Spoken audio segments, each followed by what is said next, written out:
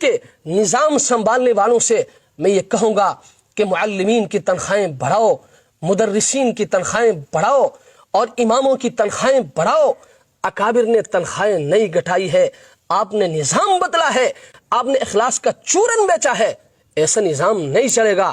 رب کے حضور آپ جواب دہ ہیں، آپ کو جواب دینا ہوگا۔ اللہ کی آج میں اپنے دل کی بات کرنے جا رہا ہوں۔ یہ باتیں اگرچہ کڑوی ہے لیکن حقیقت یہ ہے، آج مولوی کا بیٹا مولوی بننا نہیں چاہتا، آج امام کا بیٹا امام بننا نہیں چاہتا۔ کیوں؟ اس لیے کہ انہوں نے دیکھا ہے کہ میرے باپ نے کس طرح غربت کی زندگی گزاری ہے۔ اس نے اس بات کو بھی دیکھا ہے کہ ڈاکٹر بنوں گا تو میری تنخواہ 1.5 لاکھ ہوگی، انجینئر بنوں گا تو میری تنخواہ 1 لاکھ ہوگی، پروفیسر بنوں گا میری تنخواہ وہ 1.5 لاکھ سے اوپر ہوگی، امام بنوں گا تو میری تنخواہ 15,000 ہوگی۔ آج مسجد میں اے سی لگ سکتی ہے، مسجد میں ٹائلیں لگ سکتی ہے، مسجد کے مینار اونچے اونچے بنائے جا سکتے ہیں، لیکن کمیٹی والوں سے کہہ دو کہ امام کی تنخواہ بڑھاؤ، ان کو موت آتی ہے۔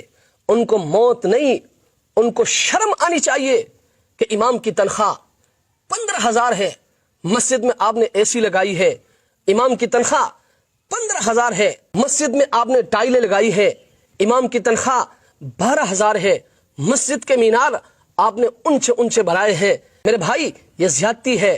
آج محتمم صاحب کہتا ہے اخلاص کے ساتھ کام کرو۔ خود محتمم کو دیکھو تو بڑی بڑی گاڑیوں میں گھومتا ہے، ان کے بچوں کو دیکھو بڑی بڑی گاڑیوں میں گھومتے ہیں، اور معلم کو، مدرس کو یہ چورن بیچتا ہے کہ اخلاص کے ساتھ کام کرو۔ ہمارے اکابرین نے اخلاص کے ساتھ کام کی ہے۔ ان کی تنخواہیں 5 روپے تھی، 50 روپے تھی، 10 روپے پر وہ کام کرتے تھے، 75 روپے پر وہ کام کرتے تھے۔ میرے بھائی اکابر نے تنخواہیں نہیں گھٹائی ہے۔ آپ اکابر پر بات کر کے یہ ظلم نہ کریں، یہ بھی آپ کی زیادتی ہے۔ اکابر نے تنخواہیں نہیں گھٹائی ہے، اکابر کی تنخواہیں وقت کے معیار کے مطابق تھی۔ آئیے میں آپ کو دکھاتا ہوں۔ حضرت مولانا قاسم نانوتوی رحمۃ اللہ علیہ سوانح قاسمی کے مطابق آپ 10 روپے کے اجرت پر کام کیا کرتے تھے، اور اس وقت 10 روپے میں ایک بھینس خریدی جا سکتی تھی۔ آج کے حساب کے مطابق یہ تنخواہ تقریباً 1.5 لاکھ سے زائد بنتی ہے۔ آپ مجھے دکھائیں نا کوئی معلم ایسا ہے جس کی تنخواہ 1.5 لاکھ سے زیادہ ہو۔ آپ مجھے بتائیں نا کوئی مدرس ایسا ہے جس کی تنخواہ 1.5 لاکھ سے زیادہ ہو۔ آپ مجھے بتائیں نا، آپ مجھے دکھائیں نا کوئی امام ایسا ہے جس کی تنخواہ 1.5 لاکھ سے زائد ہو۔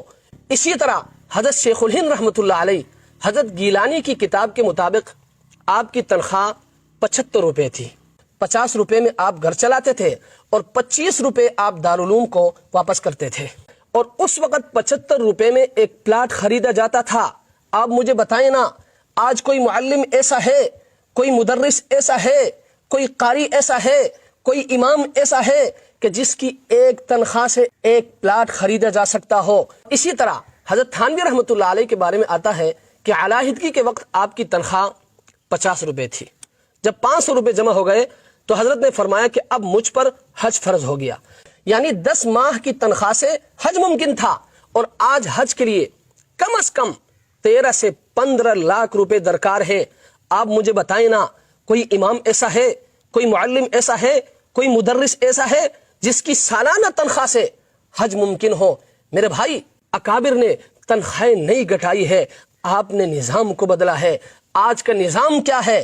آج کا نظام یہ ہے کہ مہنگی مسجدیں، سستا امام، عظیم الشان مدرسے، محتاج معلم، لاکھوں کے چندے، ہزاروں کی اجرت، محتمم کروڑ پتی، اور معلم، مدرس، امام فاقہ کش۔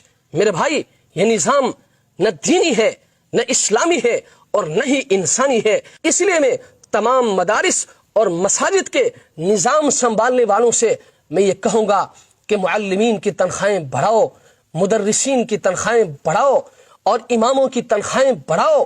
اکابر نے تنخواہیں نہیں گھٹائی ہے، آپ نے نظام بدلا ہے، آپ نے اخلاص کا چورن بیچا ہے۔ ایسا نظام نہیں چلے گا۔ رب کے حضور آپ جواب دہ ہیں، آپ کو جواب دینا ہوگا۔ اللہ کی